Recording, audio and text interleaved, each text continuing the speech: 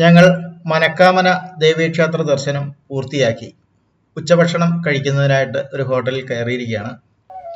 നേപ്പാളിലെ ഹോട്ടലുകളിലെ പ്രത്യേകത എന്താണെന്ന് വെച്ചാൽ നമ്മൾ ഭക്ഷണത്തിന് ഓർഡർ ചെയ്തതിന് ശേഷമാണ് അവരവിടെ ഭക്ഷണം പാചകം ചെയ്യുകയുള്ളൂ. അതിനാൽ കുറച്ച് താമസമുണ്ട് ഇവിടെ ഭക്ഷണത്തിന് ഓർഡർ ചെയ്താൽ നമുക്ക് ലഭിക്കുവാൻ. അപ്പോൾ അതിനായിട്ടുള്ള വെയിറ്റിങ്ങിലാണ് ഞങ്ങൾ.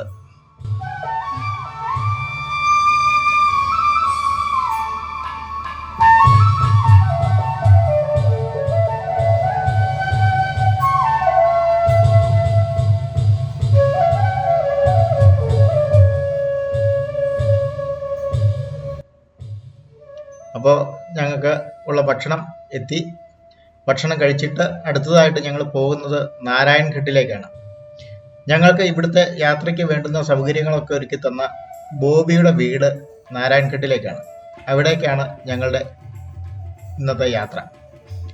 ആ പോകുന്ന വഴിയിലാണ് ദേവഘട്ട് എന്ന് പറയുന്ന ഒരു തീർത്ഥാടന കേന്ദ്രം. അവിടെ ക്ഷേത്രങ്ങളും തന്ത്രവിദ്യാപീഠങ്ങളുമൊക്കെയാണ് ഉള്ളത്. ഇതാണ് ദേവഘട്ട്.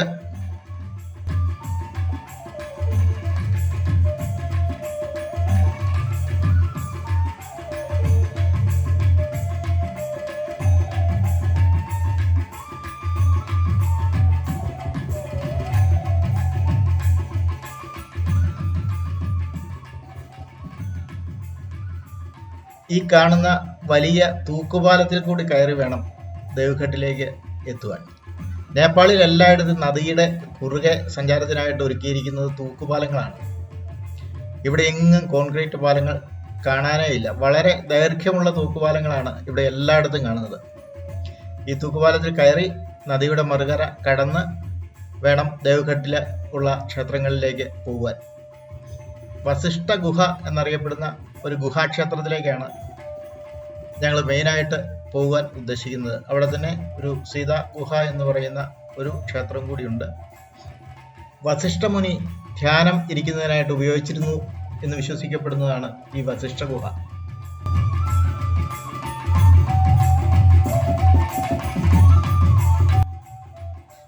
വളരെ ദൈർഘ്യമുള്ള ഒരു തൂക്കുപാലമാണിത്. ശക്തിയായിട്ട് കാറ്റ് അടിക്കുമ്പോൾ ഈ തൂക്കുപാലം ആടുന്നുണ്ട്. ഇതിൽ കൂടെയാണ് മറുകരയുള്ള ആൾക്കാർ ടൂ വീലർ ഉൾപ്പെടെയുള്ള വാഹനങ്ങൾ വരെ കൊണ്ടുവരുന്നത്.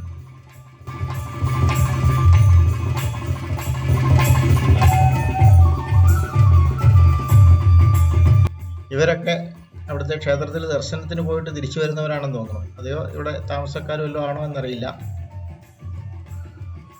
എന്തായാലും ഇവരൊക്കെ നേപ്പാൾ സ്വദേശികൾ തന്നെയാണ്. അങ്ങനെ ഞങ്ങൾ തൂക്കുപാലം ഒക്കെ കടന്ന് നേരെ വസിഷ്ഠ ഗുഹയിലേക്കുള്ള യാത്രയിലാണ്. നിരവധി സ്റ്റെപ്പുകൾ കയറി വേണം ക്ഷേത്ര പരിസരത്ത് എത്തിച്ചേരുവാൻ.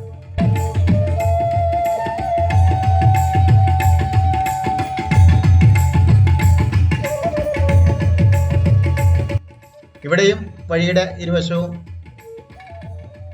ക്ഷേത്രത്തിലേക്ക് ആവശ്യമുള്ള പൂജാദ്രവ്യങ്ങളും നേപ്പാളിൻ്റെ തനതായ നെയ്ത്ത് ശാലയിൽ ഉൽപ്പാദിപ്പിച്ച വസ്ത്രങ്ങളുമൊക്കെ ഉണ്ട്. ഇത് തന്ത്രവിദ്യാപീഠമാണ്. ഇവിടുത്തെ തന്ത്രവിദ്യാപീഠമാണ്. അകത്തൊന്നും നമ്മൾ കയറുന്നില്ല. ഗുരുകുല വിദ്യാഭ്യാസ സമ്പ്രദായമാണ് ഈ തന്ത്രവിദ്യാപീഠങ്ങളിൽ അനുവർത്തിച്ചു വരുന്നത്. ഇത് ഇവിടുത്തെ ഒരു ശിവക്ഷേത്രമാണ്. ഞങ്ങൾ ക്ഷേത്രം തുറന്നിരിക്കുന്ന സമയമല്ല എന്ന് തോന്നുന്നു. ഇപ്പോൾ ഭക്തജനങ്ങളുടെ തിരക്കൊന്നും ഏതായാലും ഇവിടെ കാണുന്നില്ല. അതുകൊണ്ട് ക്ഷേത്രം തുറന്നിട്ടുണ്ട്. അതിലേക്ക് ആരൊക്കെയോ പോകുന്നുണ്ട്. ഞങ്ങൾ ഏതായാലും ക്ഷേത്രത്തിനുള്ളിൽ കയറി തൊഴുവാൻ ഉദ്ദേശിക്കുന്നില്ല. ഞങ്ങൾ വസിഷ്ഠ ഗുഹയാണ് ഞങ്ങളുടെ ലക്ഷ്യം.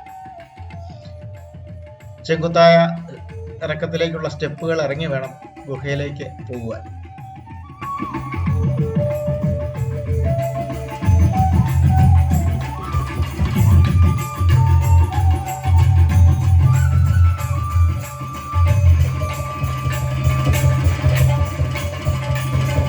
ഇതാണ് വസിഷ്ഠ ഗുഹ.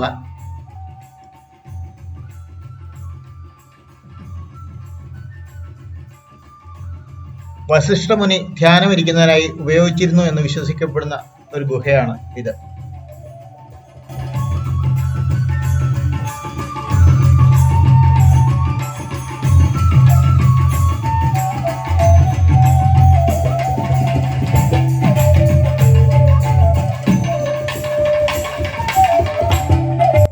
ഈ ഗുഹയ്ക്കുള്ളിലേക്ക് ഇറങ്ങുന്നത് കുനിഞ്ഞ് ഇറങ്ങണം.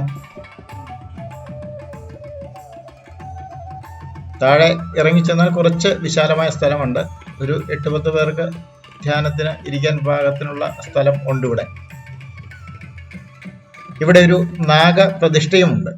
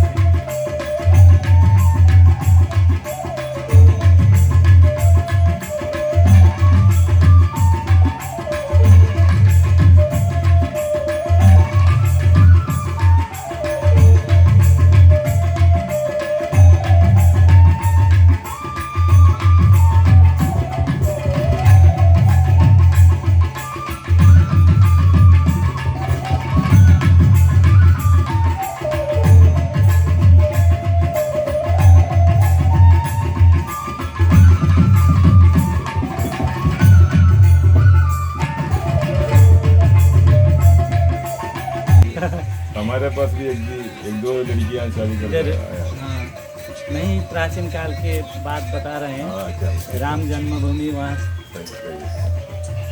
वो हमारे इंडिया और हमारे नेपाल को तो संस्कृति में जोड़े हुए हैं। हर एक कल्चर मिलता है, आते जाते हैं। ये प्राचीन काल में जब यहाँ വസിഷ്ഠ ഗുഹ കണ്ട് ധ്യാനിച്ച് ഞങ്ങൾ പുറത്തിറങ്ങി. ഇനി താഴെ സീതാദേവിയുടെ പ്രതിഷ്ഠയുള്ള ഒരു ചെറിയ ക്ഷേത്രമുണ്ട്, അവിടേക്കാണ് പോകുന്നത്.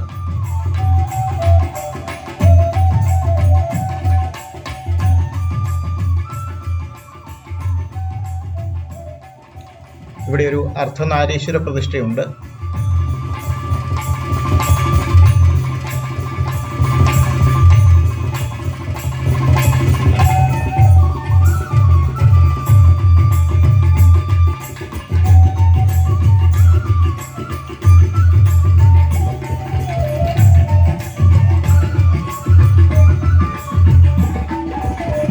ഒരു സീതാദേവിയുടെ പ്രതിഷ്ഠയുണ്ട്. ഫോട്ടോ എടുക്കരുത് എന്നവിടെ എഴുതി വെച്ചിട്ടുണ്ട്, എങ്കിലും അവർ കാണാതെ ഞങ്ങൾ ഫോട്ടോ എടുക്കുകയാണ്.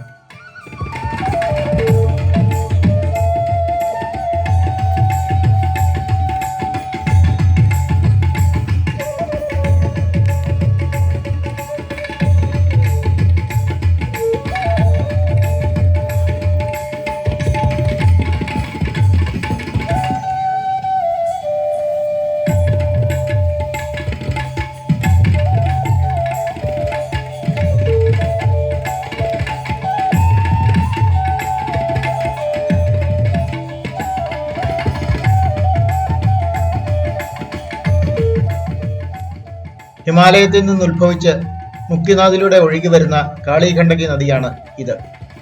ഈ നദിയിൽ വ്യാപകമായി സാളഗ്രാമം ലഭിക്കും എന്നാണ് പറയപ്പെടുന്നത്. പക്ഷെ ഒഴുകി ഇവിടെ വരുമ്പോഴേക്കും സാളഗ്രാമങ്ങളൊക്കെ പെറുക്കി എടുത്തിട്ടുണ്ടാവും. അതുകൊണ്ട് സാളഗ്രാമം പെറുക്കണമെന്നുള്ളവർ ഇതിനു മുമ്പേ പോയി പെറുക്കണം. ഞങ്ങൾ വസിഷ്ഠ ഗുഹയും സീതാഗുഹയും കാളിഖണ്ഡകി നദിയും ഒക്കെ സന്ദർശിച്ച് തിരികെ പോരുകയാണ്.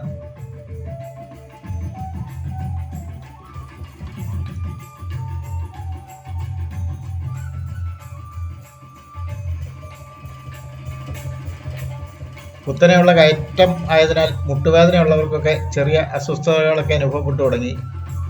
ഞങ്ങൾക്ക് വഴികാട്ടിയായി ഞങ്ങളുടെ ഡ്രൈവർ തന്നെയാണ് മുൻപിലുള്ളത്. മഴയുടെ ആരംഭമുണ്ട്. ഞങ്ങൾ കുടയൊന്നും കരുതിയിട്ടില്ല. ചെറിയ മഴയൊക്കെ ആണെങ്കിൽ നനയാം എന്ന് തന്നെ വിചാരിക്കുന്നു.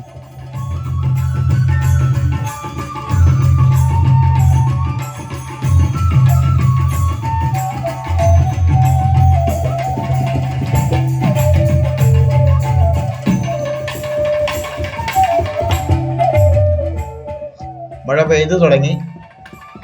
നമ്മൾ മുമ്പേ അങ്ങ് പോയപ്പോൾ കണ്ട ക്ഷേത്രമാണിത്. ആ ക്ഷേത്രവുമായി ബന്ധപ്പെട്ട സമുച്ചയങ്ങളുമൊക്കെയാണ് ഈ കാണുന്നത്.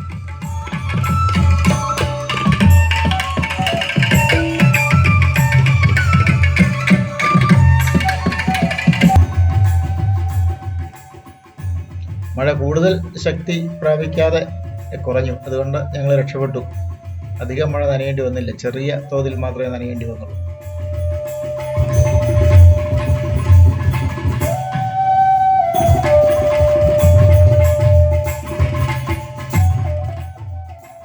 ഒരു ചൂട് ചായ കുടിക്കാൻ വേണ്ടി നേപ്പാളിലെ നാടൻ ചായക്കടയിൽ കയറി.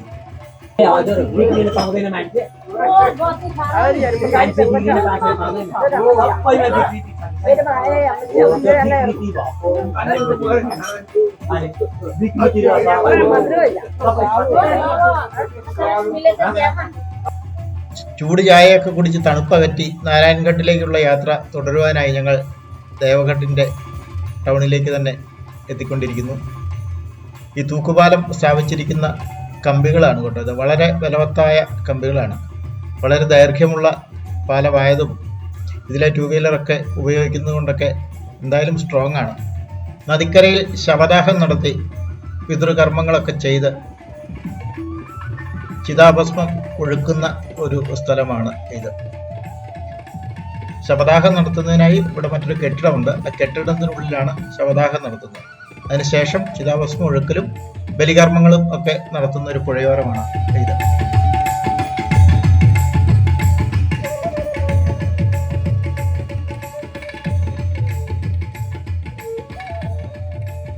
അപ്പോൾ ദേവഘട്ടിലെ കാഴ്ചകളൊക്കെ കണ്ട് ഞങ്ങൾ നാരായൺഘട്ടിലേക്ക് പോവുകയാണ്. ഇന്ന് വൈകുന്നേരത്തോടു കൂടി ഞങ്ങൾ ബോബിയുടെ വീട്ടിൽ ചെല്ലുകയും കേരളീയ ഭക്ഷണം കഴിച്ചിട്ട് കുറച്ച് ദിവസമായതിനാൽ അത്യാവശ്യ കേരളീയ ഭക്ഷണങ്ങളൊക്കെ ഉണ്ടാക്കുവാനുള്ള വിഭവങ്ങളുമായാണ് ഞങ്ങൾ അവിടെ എത്തുന്നത്. അവിടെ വെച്ച് ഭക്ഷണം പാചകം ചെയ്ത് എല്ലാവരും ഒത്തൊരുമിച്ച് കഴിച്ച് ഇന്നത്തെ യാത്ര അവിടെ അവസാനിപ്പിക്കും.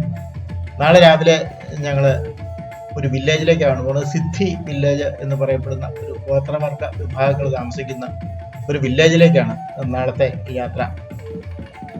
എന്തായാലും ബോബിയുടെ വീട്ടിൽ ചെന്ന് നമുക്ക് ബോബിയെ ഒക്കെ പരിചയപ്പെട്ട് നാളെ വീണ്ടും അവിടെ നിന്നും യാത്ര തുടരാം. ഇതാണ് ഞാൻ പറഞ്ഞ നമ്മുടെ ബോബി. നേപ്പാളിൽ വരുന്ന എല്ലാ മലയാളികൾക്കും വേണ്ട എല്ലാവിധ സഹായങ്ങളും ചെയ്തു തരുന്ന വ്യക്തിയാണ് അദ്ദേഹം. അതെ അതെ, എല്ലാ സഹായം എന്ന് പറഞ്ഞാൽ ഞാനൊരു ടൂർ ഓപ്പറേറ്ററോ ട്രാവൽ ഏജൻസി നടത്തുന്ന ആളല്ല കേട്ടോ. നമുക്ക് വീടുണ്ട്, വരുന്നവർക്കൊക്കെ സൗകര്യമായിട്ട് ഭക്ഷണമൊക്കെ വെച്ച് കഴിച്ച് പോകാം. പിന്നെ അറിയാവുന്ന കാര്യങ്ങളൊക്കെ പറഞ്ഞു തരാം. എവിടെയൊക്കെ അബദ്ധം പറ്റും, എവിടെയൊക്കെ അബദ്ധം പറ്റാണ്ടിരിക്കും, എന്തൊക്കെയാണ് ശ്രദ്ധിക്കേണ്ടത്, എങ്ങനെ ചെലവ് കുറഞ്ഞ രീതിയിൽ പോകാം, വീഡിയോ രീതിയിൽ പോകാം, നല്ല സ്റ്റാൻഡേർഡായിട്ട് പോകാം. പിന്നെ ഏത് സ്ഥലത്ത് ചെന്നാലും എന്തൊക്കെ കാണാനില്ലെന്നെല്ലാം പറഞ്ഞു തരാവേ. അദ്ദേഹം 15 വർഷമായി നേപ്പാളിൽ സ്ഥിരതാമസമായ ഒരു വ്യക്തിയാണ്. തൊടുപുഴ പൈങ്ങോട്ടൂർ സ്വദേശിയാണ്. അദ്ദേഹത്തിൻ്റെ അയൽവാസിയായ ശ്രീ മോഹൻ ചേട്ടനും ഇപ്പോൾ ഞങ്ങളിവിടെ എത്തിയപ്പോൾ ഇവിടെയുണ്ട്. വെളിച്ചെണ്ണയാണ് കേട്ടോ. ഇവിടെ വെളിച്ചെണ്ണ ലഭ്യമല്ല. അതുകൊണ്ട് പാചകത്തിനായി ഞങ്ങൾ നാട്ടിൽ നിന്ന് കൊണ്ടുവന്നതാണ്. പക്ഷെ ഇവിടെ വന്നപ്പം അതെന്താണെന്ന് അറിയത്തില്ല, വെളുത്താണ് ഇരിക്കുന്നത്. വെളിച്ചെണ്ണയാണോ പാലാണോ എന്നൊരു സംശയത്തിലിരിക്കുക ഇപ്പം. കണ്ടോ, വിഭവസമൃദ്ധമായ സദ്യയാണ് ഇവിടെ ഒരുക്കുന്നത്. പിന്നെ നമ്മുടെ നാട്ടിൽ കിട്ടിയല്ലാത്ത ഒരു സാധനം കൂടെ ഉണ്ട് കേട്ടോ, നാടൻ വാറ്റുചാരായം. ഇതൊക്കെ കുടിച്ച് ഇന്ന് ഞങ്ങൾ ഇവിടെ കിറുങ്ങി കിടക്കാനാണ് പ്ലാൻ ഇട്ടിരിക്കുന്നത്. ഇതൊക്കെ കഴിച്ച് അർമാദിച്ചിരിക്കുക. എൻ്റെ ഭാര്യയൊന്നും ഇതുവരെ കഴിച്ചിട്ടില്ല. ഇവിടെ വന്നിട്ട് കഴിക്കണം എന്ന് പറയാൻ തുടങ്ങിയിട്ട് കുറച്ച് കാലങ്ങളായി. ഇന്ന് എന്താണേലും സ്വാദ് അറിഞ്ഞിട്ടേ ഉള്ളൂ എന്നും പറഞ്ഞാണ്.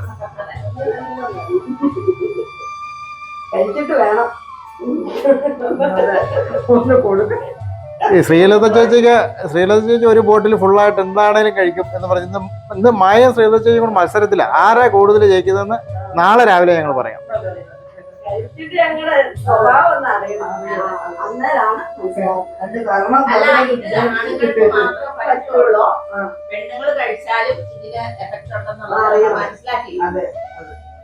ഇത്ര നാളും ചെയ്ത പാപത്തിന്റെ ഒക്കെ ശിക്ഷ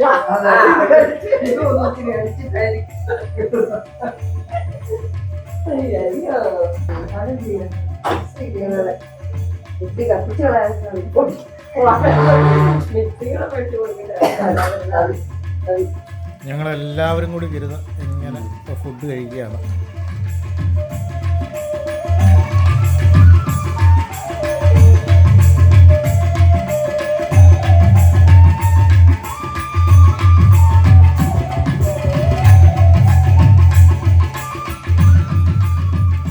ഇപ്പൊ നമ്മുടെ അരി കൊണ്ട് വെച്ചാണ് ചോറ്. നമ്മുടെ അരി കൊണ്ട് വെച്ചാണോ ചോറ്? അടിപൊളി. ചേച്ചിക്ക് നേപ്പാളി ഫുഡ് പിടിച്ചോ? നേപ്പാളി ഫുഡല്ല, ഇവിടെ ഡെയിലി കേരള ഫുഡാണ് നടക്കുന്നത്. ഇവരുടെ ഹോട്ടലിലെ സാബൊക്കെ ഇല്ലേ, ഇവർക്ക് ശരിക്കും വയറിന് എന്നും അല്ലാന്ന് പറയും. പച്ചയിലൊക്കെ ഇട്ട് അതല്ലാണ്ട് ഇവിടെ ഊണില്ലല്ലോ. ഇവരെന്നും ആ ഊണിന് സീസൺ അനുസരിച്ച് ഉണ്ടാവുകയും ചെയ്യും ഇവിടെ. ഞങ്ങൾക്ക് ഇവരുടെ ഈ എന്താ പറയുക, നമ്മുടെ ചായ പലഹാരത്തിന്റെ കൂടെ ഉള്ള ഒരു റൗണ്ട് സേൽ റൊട്ടി, സേൽ റൊട്ടി, വേറെന്താ പേരാണല്ലോ പറഞ്ഞത്? ഒരു വട, അതന്നെ സേൽ റൊട്ടി. വളയം നല്ല ഇഷ്ടപ്പെട്ടു. ഞങ്ങളുടെ ഈ ചാനൽ ഇതുവരെ സബ്സ്ക്രൈബ് ചെയ്തിട്ടില്ലാത്തവർ ദയവായി സബ്സ്ക്രൈബ് ചെയ്യുകയും നിങ്ങളുടെ വിലയേറിയ അഭിപ്രായങ്ങളും നിർദ്ദേശങ്ങളും കമൻറ്റിലൂടെ ഞങ്ങളെ അറിയിക്കുകയും ചെയ്യണമെന്ന് അഭ്യർത്ഥിക്കുന്നു. ഈ എപ്പിസോഡ് ഇന്ന് ഇവിടെ അവസാനിപ്പിക്കുകയാണ്. നാളെ രാവിലെ സിദ്ധി വില്ലേജിലേക്കാണ് യാത്ര. സിദ്ധി വില്ലേജിലെ വിശേഷങ്ങളും ഒക്കെയായി നമുക്ക് നാളെ വീണ്ടും കാണാം.